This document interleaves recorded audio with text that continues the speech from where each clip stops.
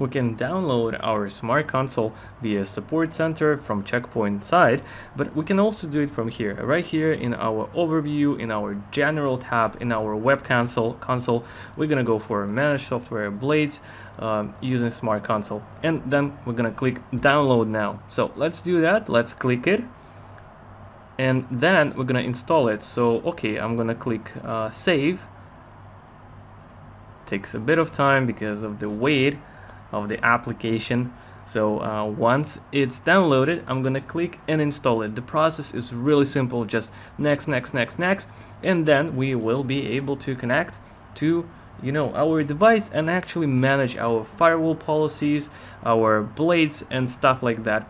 And actually, let's complete the installation. I will just fast forward that so you don't have to wait all the time, and then we're gonna go for the fun stuff.